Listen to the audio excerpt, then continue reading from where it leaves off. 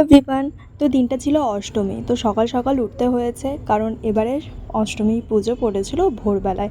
তো অঞ্জলি দেওয়ার জন্য এই যে উঠে গেছি, আর এখন ফ্রেশ হয়ে যাব অঞ্জলি দিতে। বাজতে চায় সব, এখনো বাজেনি। আমরা এত সকালে এই প্রথমবার উঠলাম। এবারে ঠাকুরও হচ্ছে জাস্টিস করছে রাত্রেবেলায়, রাত্রির জাগছে, তার জন্য এবারে সবকিছু রাত্রির বেলায় পুজো ফেলেছে ঠাকুরের। না, আমি বলছি যে এবারে ঠাকুরও আমাদের সাথে রাত জাগছে, রাত জেগে আমাদের জন্য জাস্টিস চাচ্ছে ঠাকুর। তার জন্য তো সব পুজোগুলো এবারে রাত্রে পড়েছে। সত্যি এটা, কারণ দেখ সব পুজোই কিন্তু মানে এই নবমী অষ্টমী সব পুজোই কিন্তু মানে রাতের দিকেই পড়েছে। আর আজকে অষ্টমীর অঞ্জলিও রাত্রাতি, তো সব কিছু রাত্রে। ওই তো ঠাকুর আমাদের সাথে রাত জাগছে এবার থেকে। এখন স্নান করতে যাচ্ছি, তারপরে এসে এই যে আমি রেডি হয়ে গেছি, আর এখন যাব অঞ্জলি দিতে। আমি একটা নর্মাল টি শার্ট আর একটা প্লাজো পরেই চলে গেছিলাম। আর এই যে হচ্ছে আমাদের ক্লাবের ঠাকুর, তোমাদের তো দেখিয়েছিলাম যেদিনকার আনতে গেছিলাম। তো এই যে এখানে একটু বসেছিলাম, তারপরে 108টা যেই পদ্ম ফুল দিতে হয় সেটাই ফোটাচ্ছিলাম আমি, বৌদি, আমরা সবাই মিলে হাতে হাতে করলে তাড়াতাড়ি হয়। আর এখানটায় আমরা হাসছিলাম যে আমার পাশে যে বাড়িটা রয়েছে সে, আমরা যেখানে একটা পদ্ম ফোটাচ্ছিলাম সেখানেও 2-3টে পদ্ম ফোটানো হয়ে যাচ্ছিলো, কারণ ওর টেকনিকটা একটু আলাদা ছিল আমাদের থেকে। তারপর আমাদের 108টা পদ্ম ফুল ফোটানো কমপ্লিট হয়ে গেছে। তারপর আমাদের অঞ্জলি দেওয়াও হয়ে গেছে, আমরাই ফার্স্টে দিয়েছিলাম। আর এখানে আমি বলছিলাম যে কত উপরে আমাকে ফোটাটা দিয়েছে, আর একটু হলে মাথার উপরে উঠে যেত।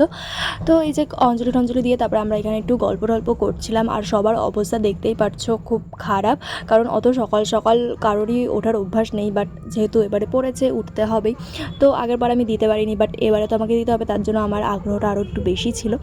তারপরে এই যে সবাইকে আমি একটু দেখাচ্ছিলাম যে সবার অবস্থা দেখা। আর এই যে এটা হচ্ছে আমার পাশের বাড়িতে থাকে একটা বৌদি, যে বলছিল কি একটু ভিডিও কর। তারপরে আমি বলছিলাম যে এই মহিলা আমাকে ভিডিও করাচ্ছে জোর করে, দেখতেই পারছো। আর এ আমার সব ভিডিও দেখে। তো তারপর আমরা বলছিলাম যে আমরাই সবার আগে উঠে রেডি হয়ে আমরাই অঞ্জলি দিয়েছি, আমরাই ফার্স্টে অঞ্জলি দিয়েছি, আর এখন সবাই দিচ্ছে, ওরা সবাই লাস্ট, আমরা সবাই ফার্স্ট। তো এরপরে আমি আর কোনো ভিডিও নিইনি, একবারে যে দুপুরবেলায় বেরিয়েছি তার ভিডিও নিয়েছি। আর এই যে দেখতেই পারছো আমি রেডি হয়ে বেরিয়ে গেছি। আর যেহেতু অষ্টমী, শাড়ি তো ম্যান্ডেটরি, তো তার জন্য এই যে শাড়ি পরে বেরিয়ে গেছি। আর এবারে আমার খুবই বাজে অবস্থা, কারণ আমি মানে এবারে কীরকমভাবে জানি রেডি হয়েছি আর বেরিয়েছি, এরকম একটা ব্যাপার। মানে মনের মতন কিছুই হয়নি, আমার কোনো দিনই মনের মতন হয়নি যে আমি মনের মতন সেজে গুজে বেরোচ্ছি। প্রত্যেক দিনই বেরোতে যাচ্ছি, লেট হয়ে যাচ্ছে, তাড়াহুড়ো তো বেরিয়ে যাচ্ছি, এরকম একটা ব্যাপার। তো যাই হোক, এই যে বেরিয়ে যে ঠাকুর দেখছি, দেখো তোমরা কোথায় গেছি, আগের ভিডিওর মতন, কারণ এবারেও আমার কোনো ক্লাবের নাম মনে নেই, থিমও মনে নেই। তোমরা দেখলে নিশ্চয়ই বুঝতে পারবে কোথায় গেছি।